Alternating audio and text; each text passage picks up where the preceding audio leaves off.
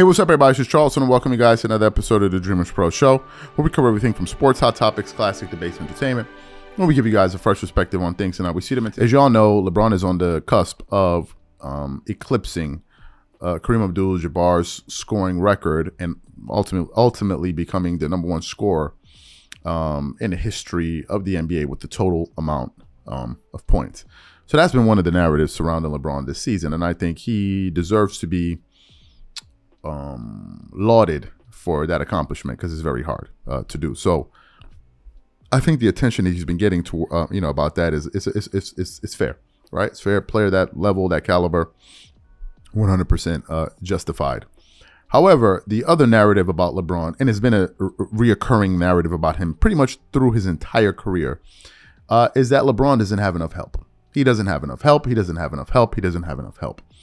And what you see, or what we see on a reoccurring basis, on a daily basis, every single day, on television, on YouTube, with other creators, is they sit there and cry about why LeBron doesn't have enough help. Well, how are we going to get him some help? How are we going to get him this player? How are we going to get him this star? How are we going to get him this star? When the fact of the matter is, if you look at all the players in the top 10 or in the top 5, LeBron has had the most help of all of these guys. If you compare the help that LeBron has played with in terms of in relation to Kobe Bryant, in relation to Michael Jordan, it's laughable. With the amount of talent, if we're just looking at it in aggregate, that LeBron has played with over the course of his career. But the narrative always seems to be, nevertheless, that he never has help. That's always the story. He never has help. If you listen to Nick Wright just yesterday, he's sitting there crying. Oh my God, he doesn't. You know, it gets me. You say he doesn't have help, yet he has a top 10 teammate in the world on his team. How is it that you don't have help when you have according to these guys, when you have two top 10 players on the same roster? If you think of when Shaq and Kobe were teammates, they were like the two of the best players in the world. But who are these other players that they were playing with? Devin George, Rick Fox, Derek Fisher. I think they had Horace Grant at one point, a few other players. They didn't have all the best players in the league. But whenever we think about LeBron, it's always about, oh my God, he doesn't have enough help. And that's a great way for these guys to build excuses, because the excuse is he doesn't have help, while in the same breath saying they're two top 10 players on the same team in the NBA. What other team has two top 10 players but can't win games? And they'll say, well, the team is not good enough. No, they don't have enough pieces. No, maybe they're just not good enough, and maybe they're not two top 10 players. Maybe. Have we considered that? Maybe we're unfairly labeling these guys as top 10 players when in reality, they're not. Have we considered that? Now, one of the biggest LeBron supporters in the history of media, really, over the last 10 years, 15 years, is Chris Broussard. And yesterday on The Odd Couple with Rob Parker, it seems as if even Chris Broussard, who is a big LeBron supporter, even he seems to be fed up of this narrative that LeBron James has no help.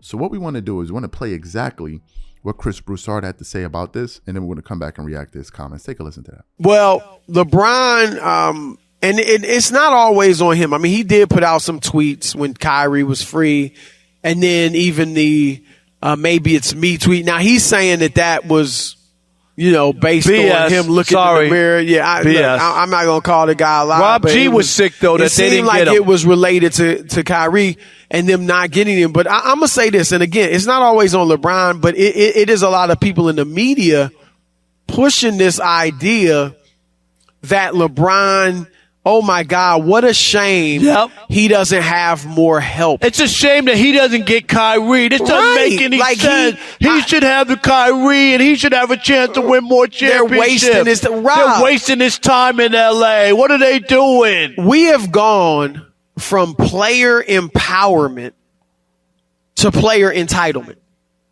What the first thing we heard after Kyrie wants to be traded? What about Durant? Should Durant ask it? No. How about playing for your contract? He got a 4-year deal. This is the first year of a 4-year extension. Right. What? And they were rolling. You remember when Kyrie was suspended, Chris? Yes. Durant had that team rolling. Yes. They were winning.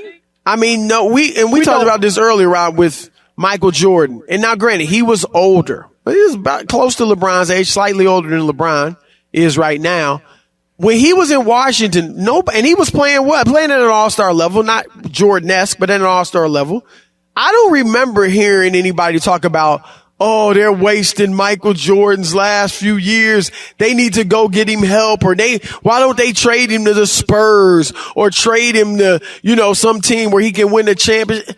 There was none of that. And it's not that I would love it if LeBron could compete for a championship, but this notion that you're entitled to it.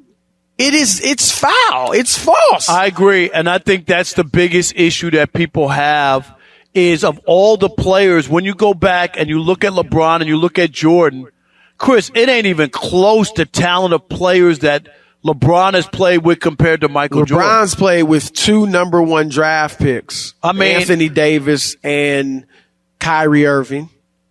Jordan never played with a number 1 draft pick. That's right there. That's 2 or players. Really even close. And Scottie Pippen was 8th pick, I think. When you go look at it and put those rosters together, but I don't like it's a birthright. Is it a birthright that LeBron James should always have a stacked deck? Like that's what they want. I don't. And again, it's not even always on LeBron, but it's this media narrative that I agree with you. Like what? Where does this come from? It's not good enough to have AD and Chris. AD, most players would love to have a guy of that caliber with them. And then he has Westbrook, who's a future Hall of Famer, a top 75 player. And I get top 75 players. You got 2 top 75. And last year, Carmelo was on. So you heard what Chris Broussard had to say. This is one of the biggest LeBron James proponents in media. Chris Broussard. I remember when he had that terrible series back in 2011 in the NBA Finals. I remember Chris Broussard on ESPN First Take arguing with Skip Bayless and Rob Parker, the same Rob Parker, and trying to basically cover up for LeBron. I remember him then. He was defending LeBron then.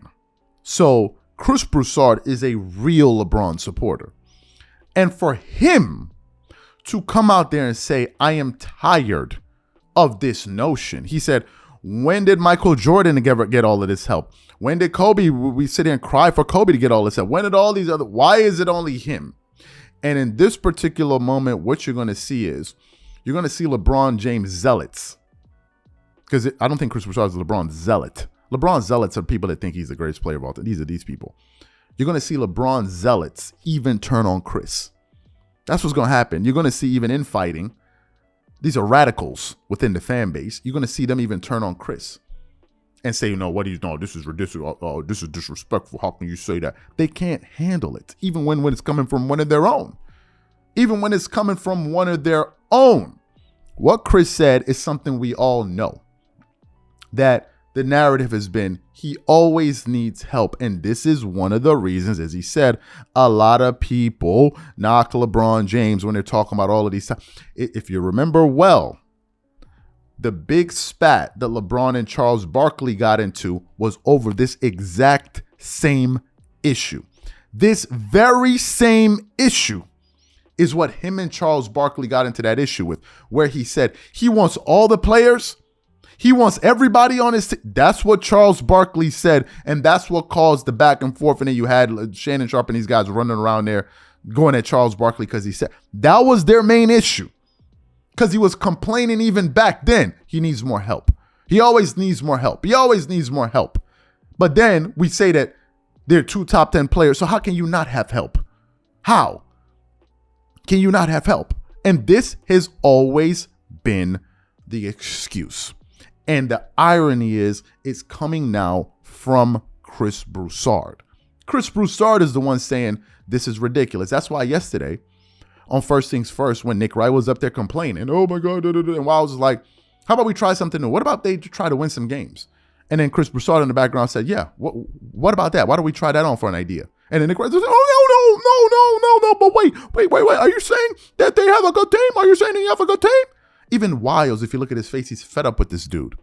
He's fed up with him. Now, some of these LeBron zealots are going to obviously disagree with my position, but I don't really care because y'all going to show up anyway and watch anyway.